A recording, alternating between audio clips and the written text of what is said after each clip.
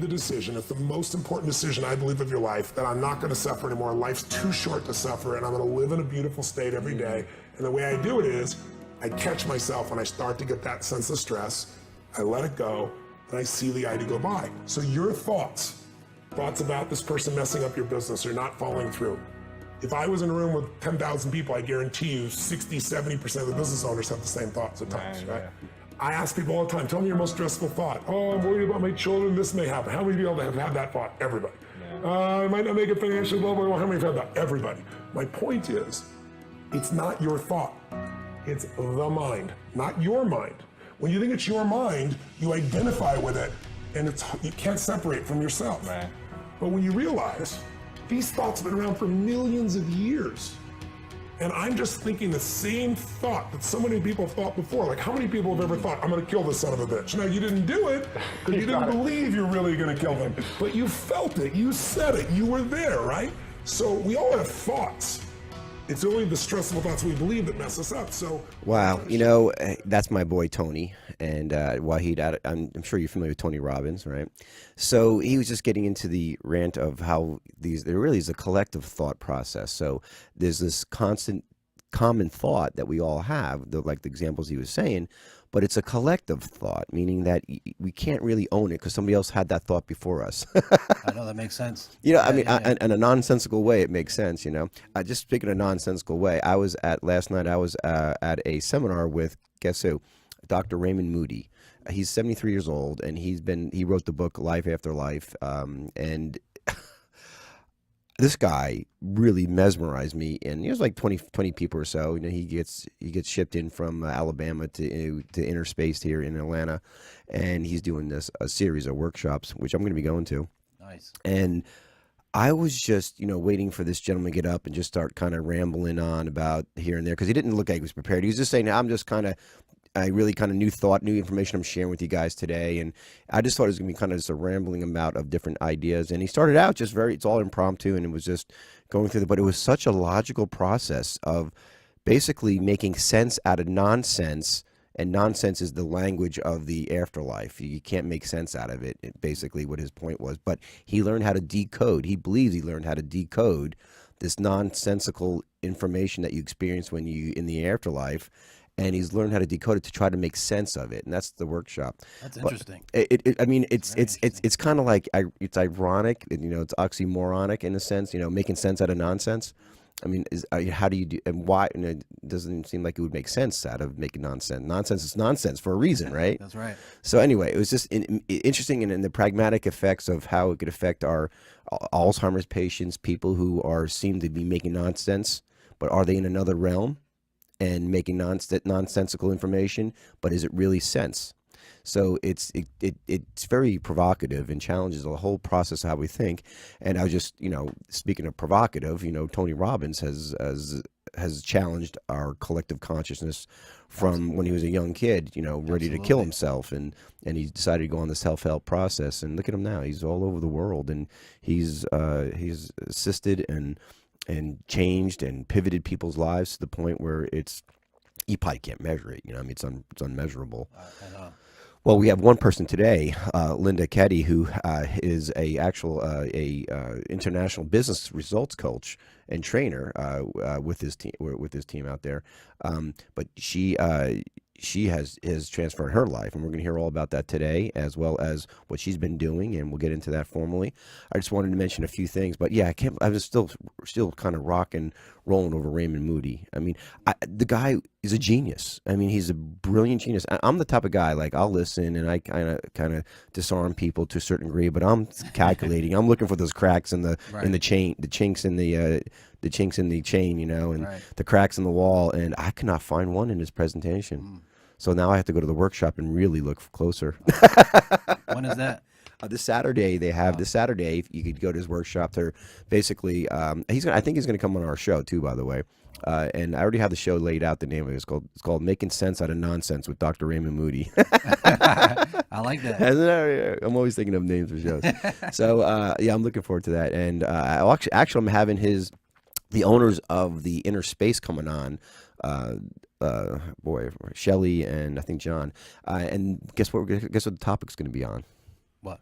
exorcism. He's an exorcist. Ooh. Oh, okay. Well, he can at least do that. He could exorcise, demons or whatever you want to call it, entities, aliens, whatever from our energetic fields. So that's a So whole we have to nother- get prepared before we come in that day. I'm gonna have to get Never you, know what happens. I'm gonna have to get you possessed, and we use you as an example. Okay, I finally got him possessed. Now let's see if you can get it out of him. Let it loose. All right. So great things going on at United Intentions Foundation. We have just incredible information. We're getting very close of getting the DVDs sent out for Gem and Planet as well for getting your life back. It's go to getyyourlifeback.live, getyyourlifebacknow.live, and you could start learning to transform your health and realize like the author of today, Linda Kedy, one of her books is called Cancer is Great for Your Health. And it sounds like like this is pretty nonsensical, right? Yeah, exactly. But when you look at the reality of the situation, it's exactly what you need to do. You need to love your cancer because it's there to tell you a story. Wake up, whatever it is. So we'll get into that today too as well. But go check out getyyourlifebacknow.live as well to unitedintentions.org. Learn how to create, track, and manifest your intentions one intention at a time, and meet a community of people who all about raising the vibration, raising the frequency, helping each other create and manifest your intentions and their intentions, and collectively intentions. So it's a great place to experiment, have fun, and detox from other social media environments to an environment where it's going to be healthy, positive, and transformational. I think it's a great place to go. And you know what the best part about it, Wahid? It's free. Yay, we're a 501c. We're here to help and give back to this world, and one way we're doing that is through our digital community, and we're sharing that with everyone, and take advantage of it. Can you believe it? I know, right? It's like everybody's waiting for the ball to drop. Yeah, you get you in, then you're gonna do things to us. Yeah. You're gonna possess us with entities, and then you have to get exorcism or something. Just come on in and check it out, enjoy yourself, and play around. All right. So without further, one last thing I want to mention is WDJY 99.1 listeners. Great to have you guys on board, coming on more and more every day. I love it. You could download our app if you want to listen to our shows 24 hours a day, 7 days a week. Go to your App Store and Apple Store and download the UI Radio Network, and you have us all day long. Okay. Oh, one other thing too. I can't. Sorry. I mean, Linda's like, "Come on, get me on." Come on already. I spent a little time with Lillian McDermott, and she's just an incredible woman, and she's doing wonderful work out there. And I think we're gonna be working on a little project called Integrative Seniors. A show, Integrative Seniors. What do you think of that? I like that. Right? Yeah. I think it's wonderful, and I think she's wonderful. So I'm looking forward to hearing all about that. And we're going to be talking to, I don't know about a senior, but somebody who believes in integrative medicine, Linda Kedy, and she's actually published author and a multilingual international business results coach and trainer with over 2 decades of coaching experience. She has studied and taught personal business development and leadership across 4 continents for the last 25 years. The daughter of a nuclear physicist. Oh my God, come on, right? Nuclear physicist? Wow, but I guess she has some really good stories. And a chorus line dancer. That sounds like a setup of a joke. There's this nuclear physicist who marries a chorus line dancer, and then, da, da, da, da, da, da. All right, and Linda uniquely and successfully integrates left and right brain into her daily life. Imagine that being your goal every day. I'm going to integrate my left and right brain in my daily life. I bet she's probably very well balanced. Yeah, we'll find out. Success coach. He's a success coach. We'll find out. We'll put her to the challenge today. All right. She's also author of a couple of books, actually. Monday Morning Motivational Moments, and also The Cancer is Great for Your Health, which is avoiding and reversing chronic diseases. And and I was never a believer in reversing, but it is. You heal. I mean, I'm talking about Alzheimer's. I'm talking about cancer. People, we have been lied to. We have been lied to, so certain handful of people can make a lot of money off of the lies and our ill health. So wake up, take your health back in your own hands, and listen to our guest today, Linda Kedy. And Linda, are you on there? Can you hear me? I can. Can you hear me okay? Wow, you have a little bit of an accent. Let me guess where it's coming from. Is that coming from like London? I just speak English. Really? Wow. It's kind of Linda, very sexy accent though too. So maybe it's part of that multilingual experience you've had there. So welcome to Good Attention Show. Thank you so much. Oh, listen, so much to talk about. I don't even know where to start, honestly. Why don't you talk a little bit about your your international business results coach? Because at what point, I'm sure you probably had a chance to meet Tony Robbins, right?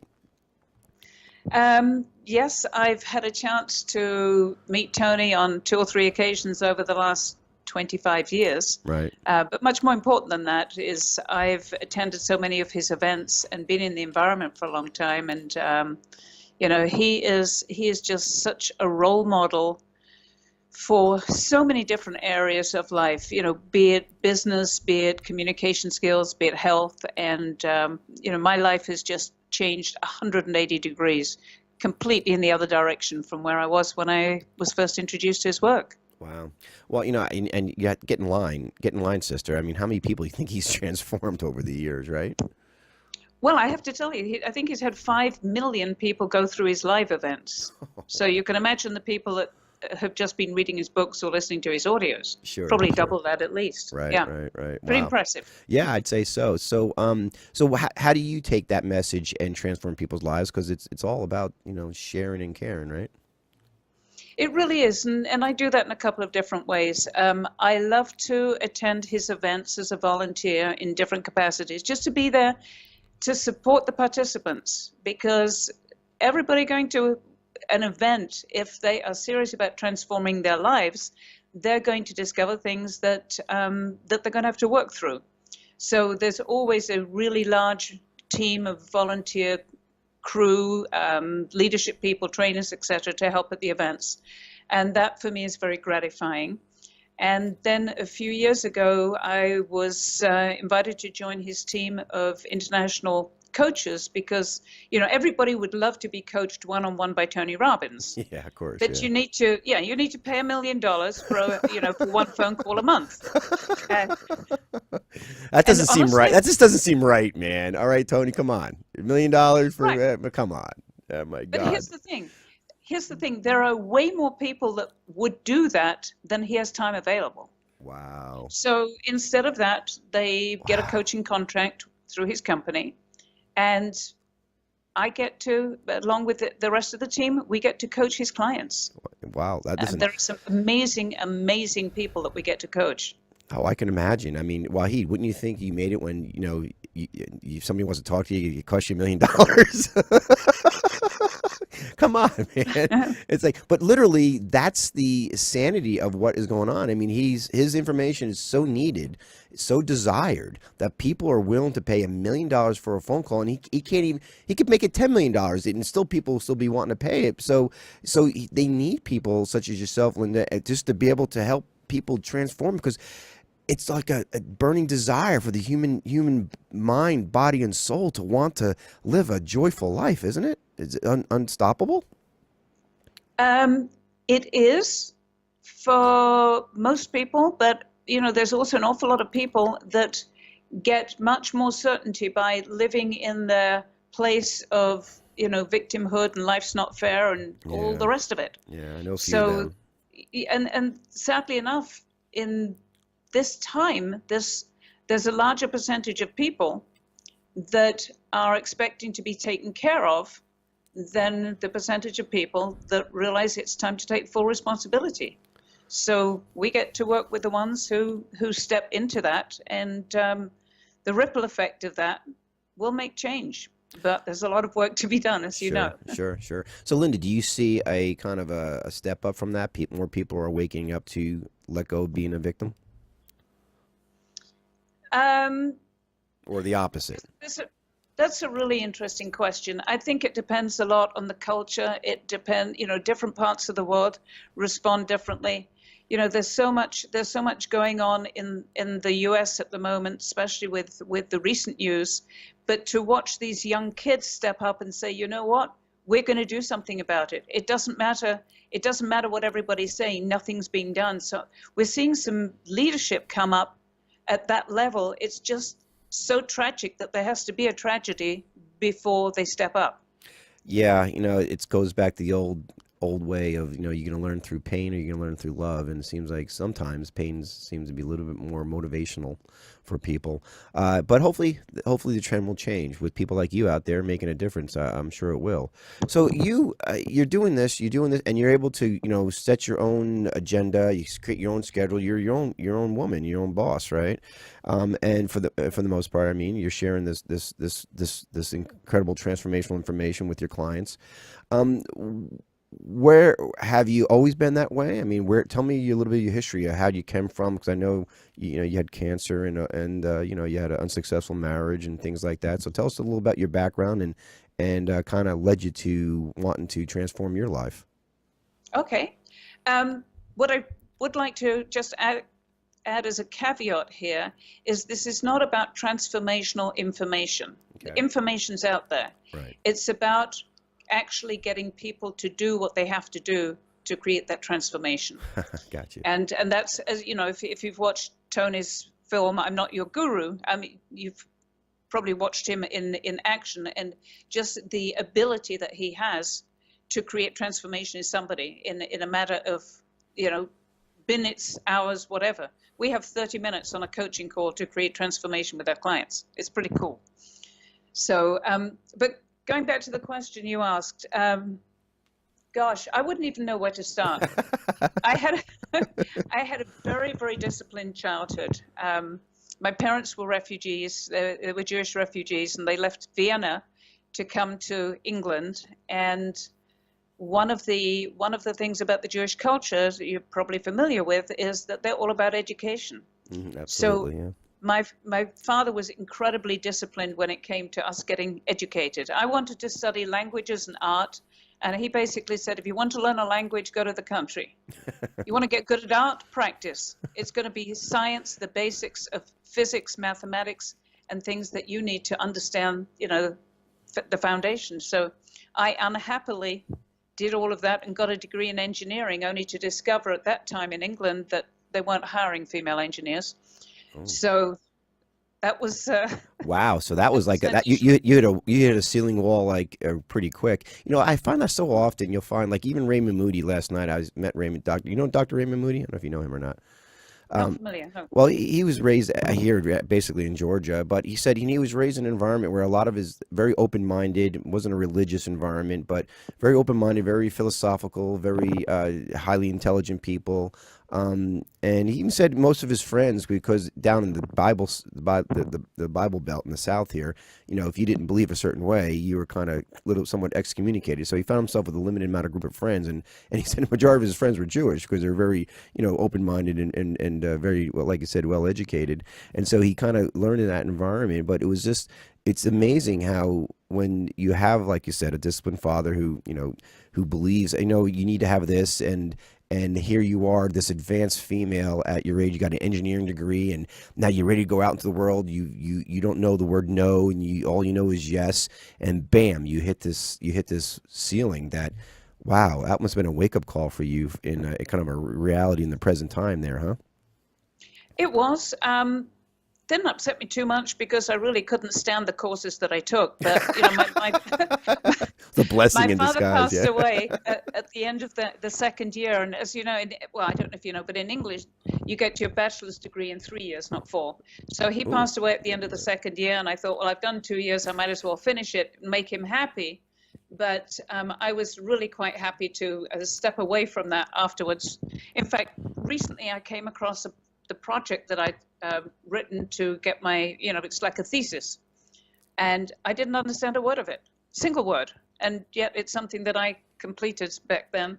So there are elements of education that are really not serving us in the real world. And I think I discovered that when I realized that all the discipline from my father about what I had to study, none of that gave me the life skills to survive. And when I went away to college, I did some crazy things in my first semester that had repercussions because I had no life skills. Right. I got married straight out of college, had my daughter, that didn't work, got divorced, and moved to Israel.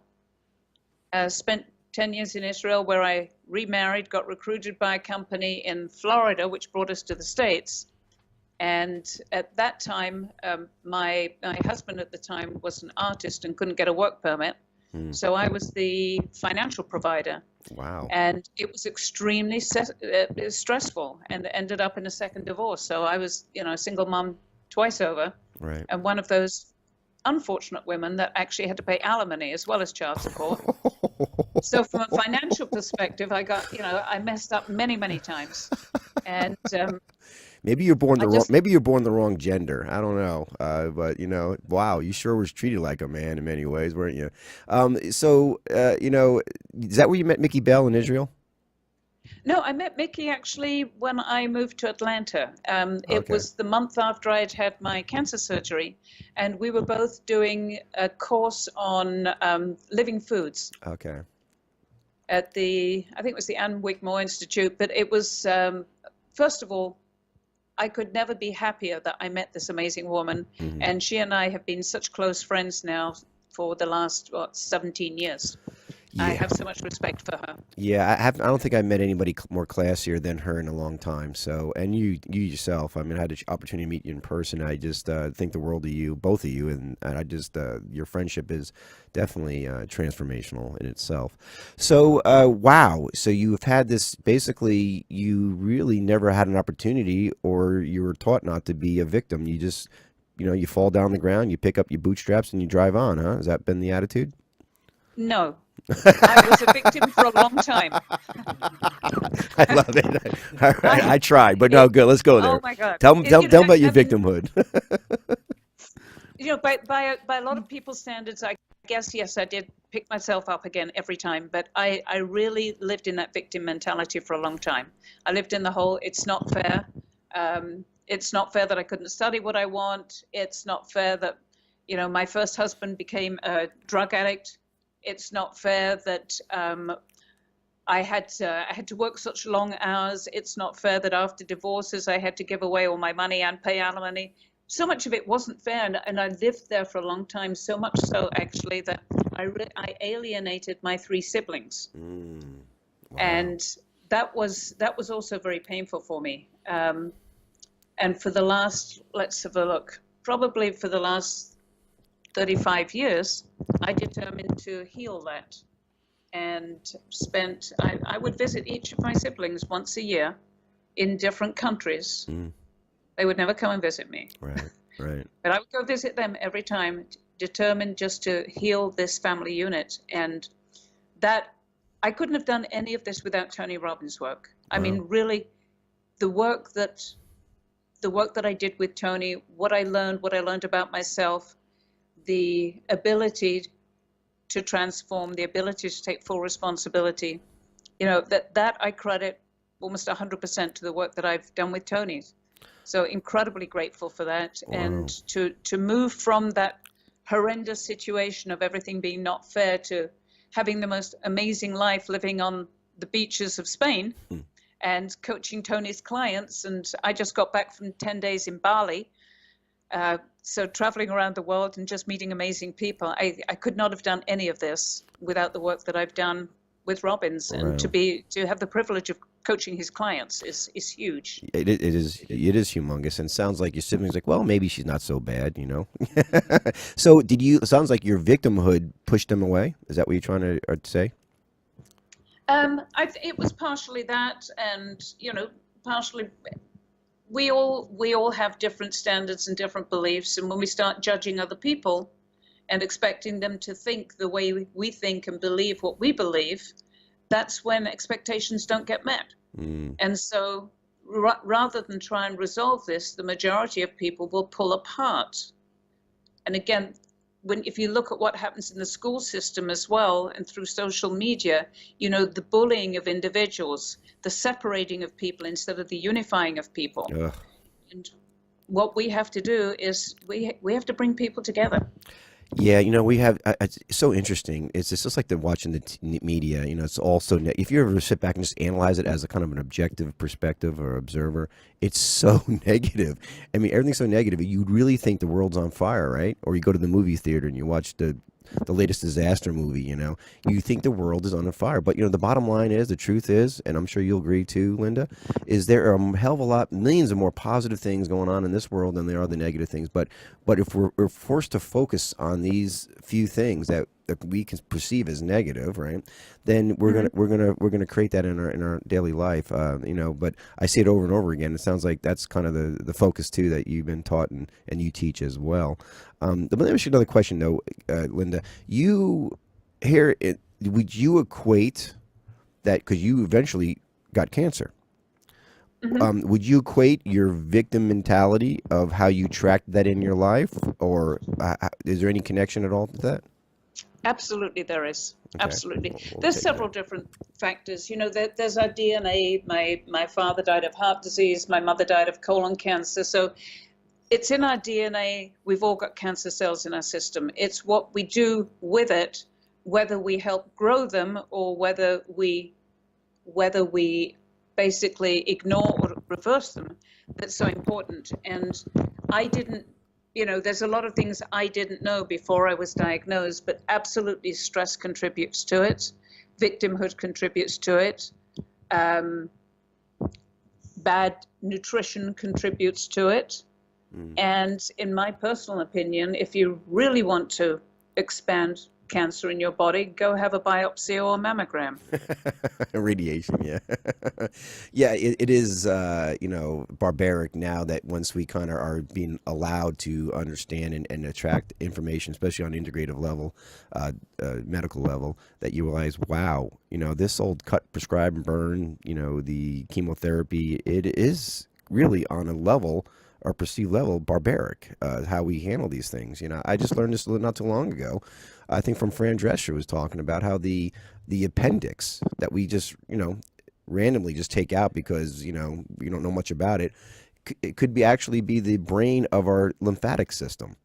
So here we are taking out the brain of our lymphatic system, which is our immune system, which protects us from all these cancers and things like that, just nilly-willy thinking, well, it's inflamed, let's just take it out.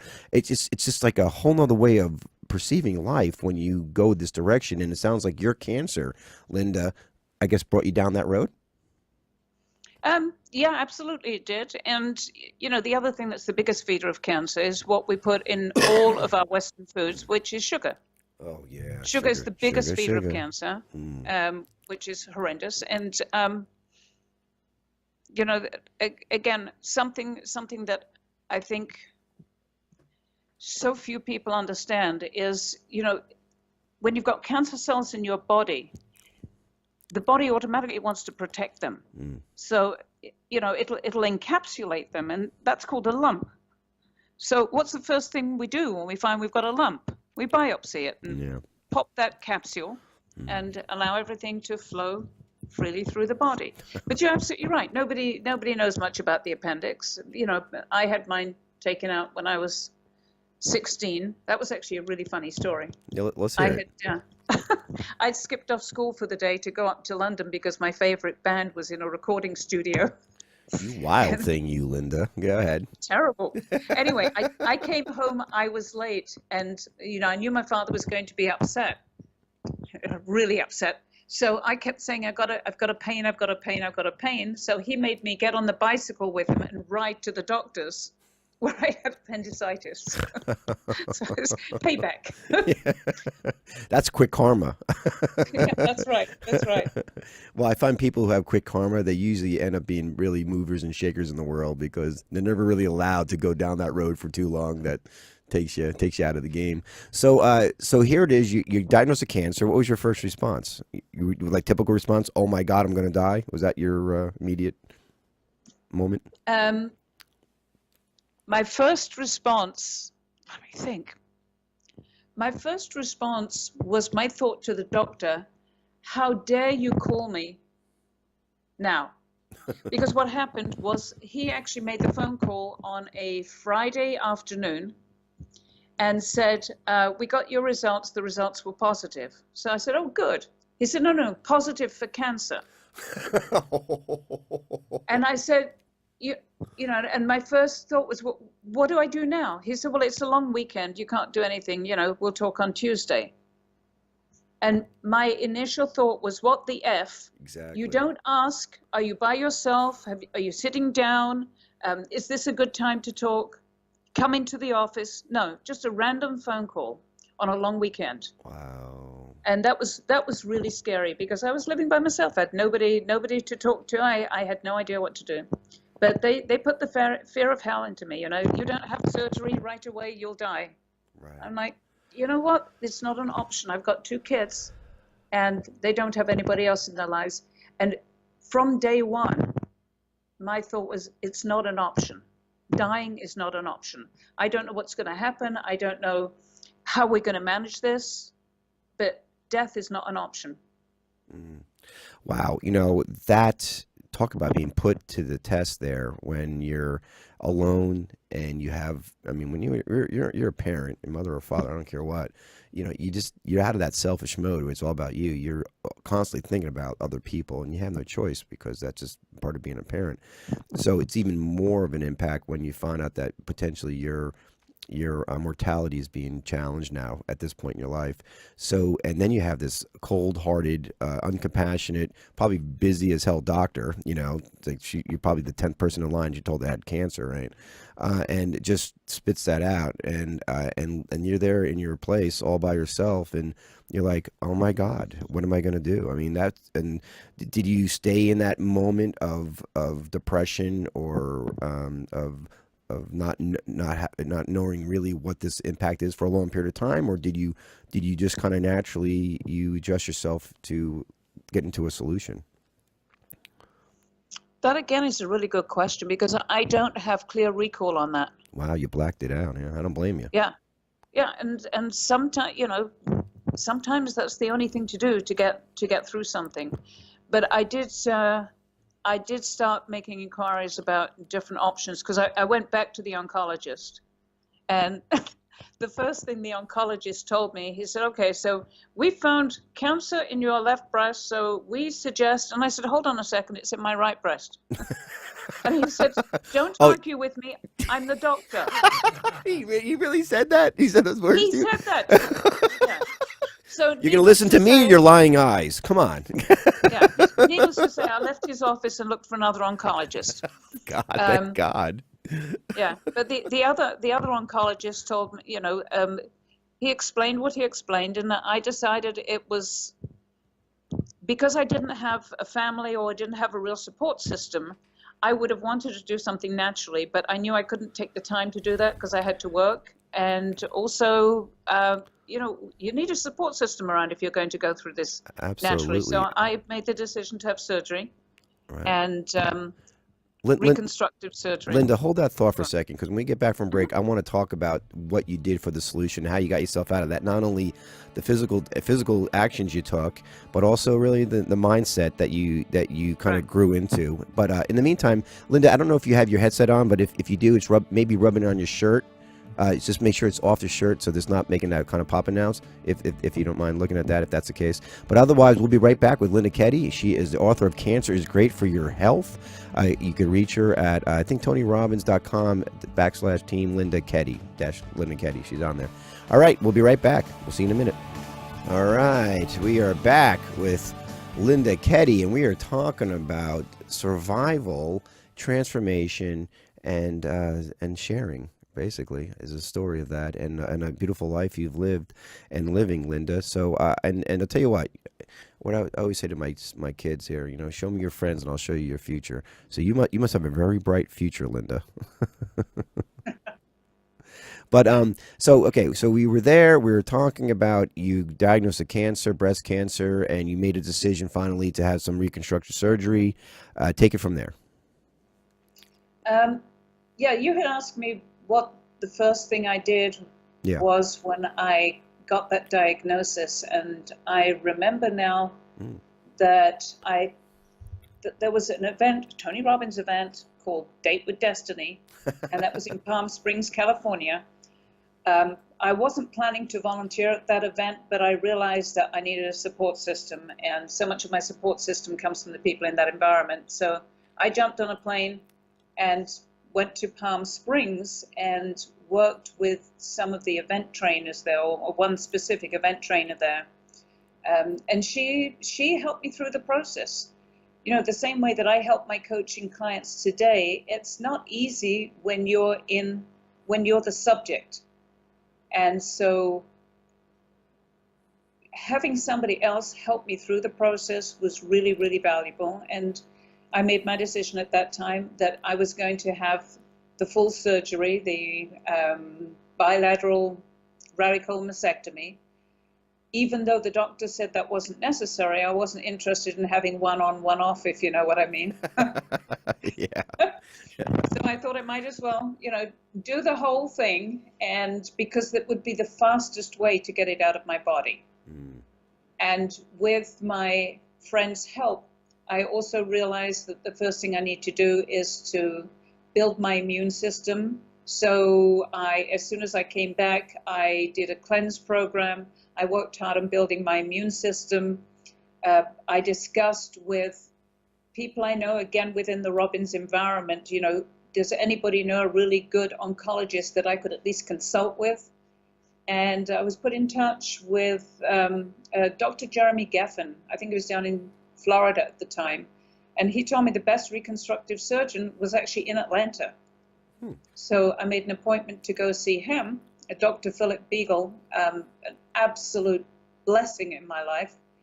And my oncologist has said, if you choose this type of reconstruction, you'll never be able to dance or work out again. Oh, wow. When I went to Dr. Beagle, he said, I can actually give you the phone number of a couple of my clients who've agreed to speak to anybody who wants to do this surgery. And I went to see one of these girls. She said, I play tennis every day. I travel all the time. And it blew my mind that the surgical oncologist would not have the latest information on reconstruction. He had no clue. Yeah, that's the beginning of realizing, wow, maybe our doctors aren't trained well as we thought they were. And maybe they're not God after all, are they? Well, each one is a specialist in his or her specific area, but they're not holistic. Nobody looks at the whole picture. And that's something that is so imperative. Everything affects everything. Or, one of my favorite statements is everything matters. What you do, what you don't do, what you think, what you don't think, everything matters. Right. So I love it. I had the best surgeons, the best reconstructive surgeon ever. And needless to say, I work out, I dance, I do all the things that they told me I'd never be able to do. So from that experience, because I love the name of your book, Cancers Are Great for Your Health, because I've over the period of time, I've learned that, love your cancer, love wherever that area you have your cancer is. And I don't mean that on a etheric, I mean, really appreciate that cancer showing up in your life. Because once you have that sense of gratitude, it's your body saying, hey, something's not right. Something you're doing, thinking, believing, acting, whatever, is not right. It's not healthy. It's not helping. And here's an opportunity for you to change that. And you're telling yourself, this area is being affected by this either stinking thinking or whatever the issue may be going on, the choices you're making. So you have an opportunity to address this. And do you believe through integrative medicine, through holistic perspective, is once you address the core issues of that reason why when you vet it out and figure out why you have this cancer, do you believe that you can heal yourself without going through perhaps maybe surgery or things like that? Or maybe did you believe that back then, or maybe you believe it more now? I believe it more now. Again, it depends at what stage this is discovered, what organ in the body it's affecting, and how willing somebody is to completely change their lifestyle to heal. I've had so many coaching clients where they've been, they've had a cancer diagnosis and they said, well, so what I'm doing is I'm cutting out red meat, or I'm cutting out some of the hours at work so I'm not as stressed. So do you want to cure this? You want to reverse this? You have to do everything, not one thing. You have to cleanse, you have to alkalize your body. You have to get some help in restructuring your thought process, your emotions, all of this. And if you look at my book, Tim, you'll notice that every chapter has a question at the end of it and an exercise. And then there's a note that says, if you're really serious about your health, do not turn this page until you've answered the question and done the exercise. That's excellent. Very motivational, because you're right. Most people would want to go to the seminar on heaven rather than go directly to heaven, right? So you have to take action. And if you really, truly want to heal yourself, which all healing is self-healing, you have to shift everything. You got to be willing to, how important is your life? And a lot of people, amazed me, a lot of people apparently don't think their life's that important because they don't make the changes. Why do you think that? Why do you think they're not connecting the dots here? It's easy not to. It's easy to stay in the victimhood. It's easy. You see, change is simple, but it's not easy. And most people will choose the easy path. And until somebody starts taking full responsibility for their life, for every aspect of their life, then there's always somebody else to blame. It's always somebody else's fault. And, saying, for instance, well, I'll do this, I'll eat more greens, but I'm not going to give up my sugar. Like, I had one client, and she's like, I'm not giving up my white wine. I'll do this, this, and this, but I'm not giving up my white wine. Well, white wine is full of sugar. You're feeding your cancer. So it means making a drastic change, and it's not comfortable, and most people don't know how to hold themselves accountable. And this is where coaching is so incredibly important. Right. Because your coach will help you, but ultimately you have to do the work. I've actually fired a couple of clients. I don't do that often, very rarely.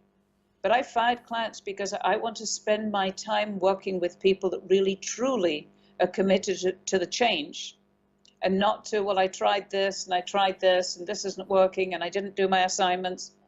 Why are you paying the money? Yeah. Yeah. Don't waste your money. Go find it, contribute it, donate to something. But you're not donating to yourself if you're not doing the work. And it's tough. But one of the interesting things is that, because our clients fill out quality assurance questionnaires, and one of the interesting things that our clients are saying sometimes is, I'd like my coach to hold me even more accountable. Because we want to make sure that we're there to serve them. Yeah. And sometimes have to be tough, but so long as you're staying in rapport and connected with your client, and they trust you and they know you have your best interest at heart, then you can be tough with them. Yeah. Well, no, listen, that is probably the most biggest challenge, I would have to say, probably dealing with people, taking on clients, people who are especially in that mindset of victimhood, to try to change them, because you really can't change. You could lead them to the water, right? But you can't make them drink it. They're going to have that self-preservation to want to change and commit completely. And, like you said, otherwise you're just leading people to water to die of thirst, right? So you have to really be willing to start taking it and drinking and understanding and realize that the only person who's going to save your life is you. Surround yourself with people who support that and move in that direction. But bottom line is, it's really you. I mean, you saved your own life, did you not? Yeah, there was nobody else doing that. Right. Absolutely not. The decisions you made, the doctors you picked. I mean, you were the one making these choices. I think the biggest choice I made also was to stay in that environment with people that would hold me accountable and help me see that there's always a support system there. Because many people have support systems from their families, but if your parents are long gone, or you don't have siblings, you don't have a partner in your life, then it's personal responsibility. Right. But what you were talking about, leading people to water, they won't necessarily drink. Sometimes it's necessary just to pick them up and throw them in the tank. It's a wake-up call. It's a wake-up call. Had one of those this morning. Hey, they could swim back out, and that's if they want, or they could stay in there and and drink, right? They have their choice at that point. Right. But I guess sometimes you need that. Some people just are just too thick-headed or just too lost into their victimhood that they need to be thrown in the water. I guess on that point, I wouldn't mind being thrown in the water if I was to that point where my life was at jeopardy and I was not listening to other people or myself that I could save my life. But listen, I get it. I get it completely. And what is your Monday morning motivational moments book? Is that kind of more like the taking action every day, or at least once a week? And or how's that related at all, if anything, to cancer is great for your health? Well, that was actually published a decade before. Oh, okay. But here's what was interesting with that is it was 1998, and I had a really bad year, a really bad week. I'm sorry.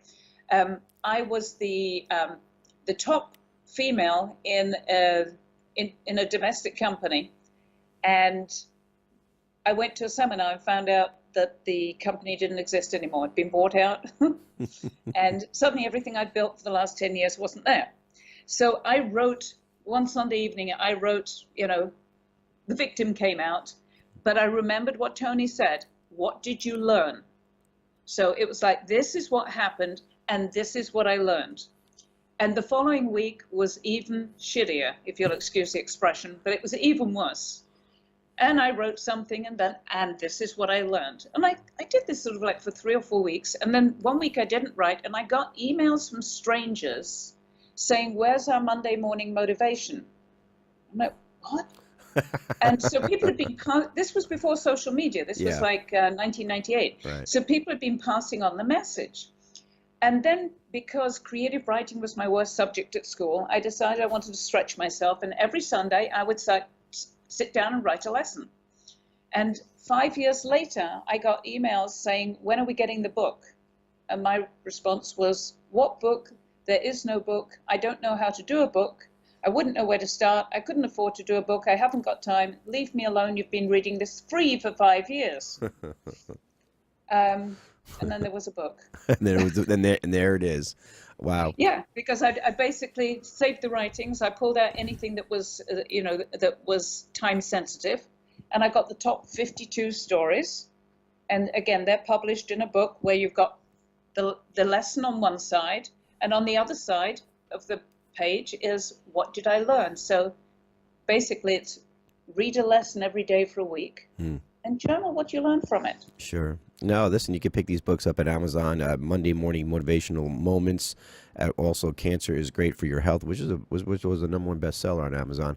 So when we get back from break, Linda, let's think about this over break. It's a short one, but think about this. Maybe top three advice that you would give people who have been faced with some of the challenges that you have in your life, and what they can do to kind of pull themselves out of that and move forward. All right? Think about that. We'll be right back with Linda Kedy, author, bestseller author here, and sharing her life and what she's done to transform it. We'll be right back. Yeah, I love Doug and Alicia. They just got one of their FM spots here not too long ago, making a difference. And Doug is just, he did the stand-up comedy in the past. I don't know if you knew that or not. No, I didn't. Yeah. But I could tell he's a character. Yeah, he sure is a character. He's funny. So we're back with Linda Kedy, and we're talking about transforming your life. She has done so much. I mean, honestly, what languages do you speak, Miss Engineer? I'm fluent in English, Hebrew, and pretty good in French. I speak some German, and I've got a little bit of Spanish coming along right now. never ending. So before we get to your advice questions here, what's your day? What's a day in a life for Linda Kedy look like typically these days? Well, when I'm here in Spain, usually before I even get out of bed in the morning, I'm doing my stretches, my deep breathing, drinking a glass of water, everything to get the body moving, the blood moving in the body. I'll then either go work out on the beach or take my yoga mat down and do some yoga on the beach. Then I'll sit down and have a cup of café con leche, which is really good coffee, and a croissant. And then I come back and I'll coach for about 2 or 3 hours. Then I take an afternoon break and I'll go sit on the beach and read a novel. Then I come back and I'll coach for another 3 hours or so. And then depending on the season, when it's warmer outside, because it's been pretty chilly here, I'll go meet a friend for a beer, for a drink, for a walk or whatever. Or wintertime, I'll put on a good movie. Wow. So are you in love with Spain? Yes. I've been here now for nearly 4 years. I am in love with it, but I think I just fell in love with Bali. I was out there for 10 days. So I'm not sure where the next country is. This is the 5th country I've lived in. Wow. So I'm not sure what's next. Well, you know what's exciting about rather than just going on the tourist trap and traveling, different places, when you have that type of independence and freedom where you could actually go to another country and stay for whatever period of time, but you really, assimilate yourself into their culture. You kind of understand you true education. And your father was right. I hate to tell you, if you want to learn a language or if you want to learn, art, you got to go lose yourself in there. Like my kids, and in their high school, they had the opportunity to go to a private high school. But one of the biggest education opportunities they had was, they send these kids like Costa Rica, to Alaska, Australia, China. My son went twice to China. I mean, and the teacher's philosophy was, and this is how it's so different than some of the public schools, and I wish we would just get out of this indoctrination aspect of what we do. It's disgusting in my opinion, but hey, I'm prejudiced here, right? So they would go to these, and the teachers were like, hey, you will get more of an education just by going to this other country, learning their culture, than you could ever imagine sitting in a classroom and me telling you about it. It's amazing how we don't have that as a typical true education aspect in our school system of learning other cultures. So you must really be such a highly educated woman. Well, I guess it's all relative. Yeah, absolutely right. So Bali, Spain. You've been in Spain, so you may move somewhere else. Who knows where, right? So what other countries did you live in? Oh, well, I started in England. I spent 10 years in Israel, 2 years in Canada, 27. Oh, don't add them up, please. 27 years in the U.S. and now I'm in Spain. I'm writing them down. I'm writing them down right now. Right? No, but no, that's wonderful. And you live in that life, and you're sharing and you're giving back, which is really unheard of these days on such a lifelong journey from victimhood to victor. To really navigating through this 3-dimensional world. And would you equate that to perhaps your mindset and peace of mind? Would you equate it to spirituality? Would you equate it to anything much maybe higher than just ego? Definitely not ego. I think spirituality or faith, knowing that things happen for us. Everything happens for a reason. We just need to look for the reason and look at the meaning that we're giving things.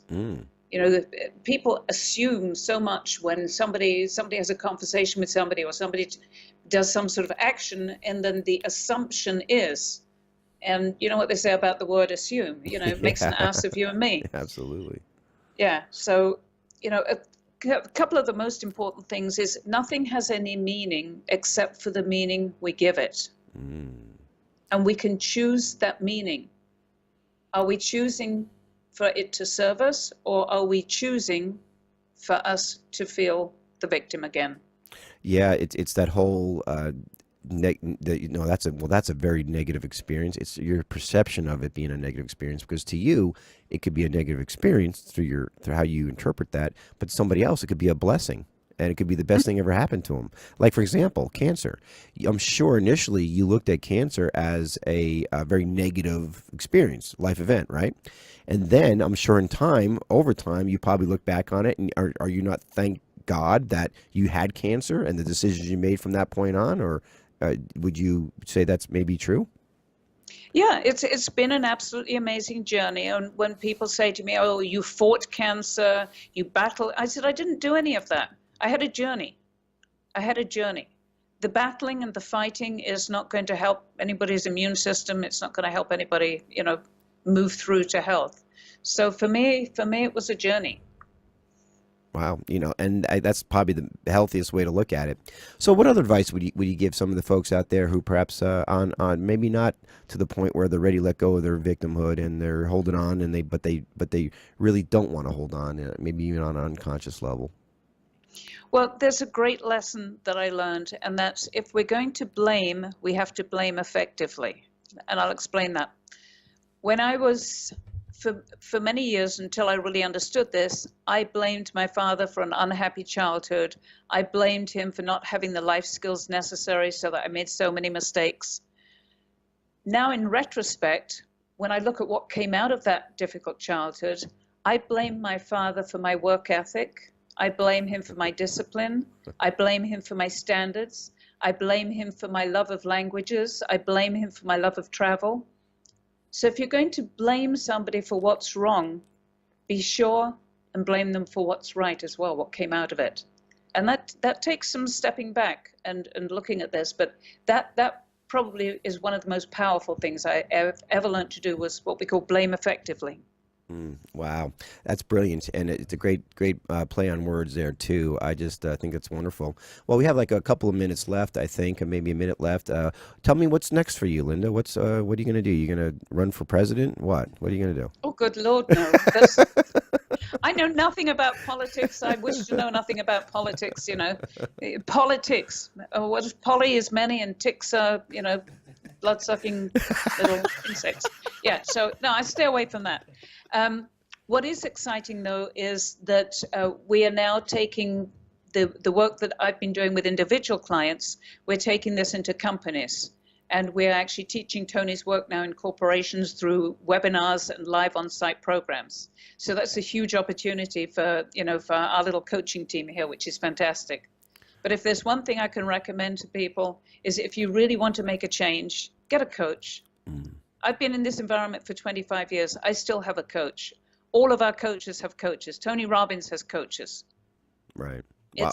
That's one of the most valuable investments I ever made in my life, and I'll always have a coach. Well, listen, you're learning from the best. Tony Robbins, Tony Robbins is one of the best coaches out there, so, and probably, I'm sure, comparably, and you're trained by them. So I think that's wonderful. Again, if you want to reach Linda Kedy, you can reach her at tonyrobbins.com/team/Linda-Kedy. Or I think you're getting another site up there a little bit too. I think healthyspirits.com. But also check our books out. Cancer is great for your health. Look at that. Also Monday morning motivational moments. Take action every week and see it change. See your life change in front of your eyes. Linda, you are an incredible soul, and what a great person to learn from and to be taught from, as well as I know you're constantly growing. I'm so glad you're here on this earth. And a wonderful soul for what you do and give and share every day. So thank you for coming on and sharing your wisdom and your life story. And I know you'll be a motivation for so many others. Thank you so much. Thank you so much for having me, Tim. Really appreciate it. I wish you the best. You're bringing some amazing people to your programs. And I've got this out on Facebook now. So if they didn't know before, people are now knowing United Intentions. All right. Thank you. Thank you. Thank you, Linda. Hey, stay on for a second as we wrap this up. All right, guys. Hope you enjoyed the show. Tomorrow's Thursday. We have Bronker coming on. Bronker Lee, he's the guy who's had that viral 73 million videos that's going around right now, him beatboxing to his little baby. It was the funniest little video. They haven't seen it on there, and he's coming on. He's a regular with us, a good friend of our foundation, and here locally in Atlanta. So we'll see him tomorrow live. I can't wait. It's going to be a fun show. Me laughing and laughing and laughing. It's going to be crazy. You don't want to miss it. And then Friday, we have Elisa E. coming back, our series, multiple personality series of learning how to deal and integrate thousands of personalities back into your oneself. It's just going to be a great healing moment. All right, guys, take care. See you then. Bye.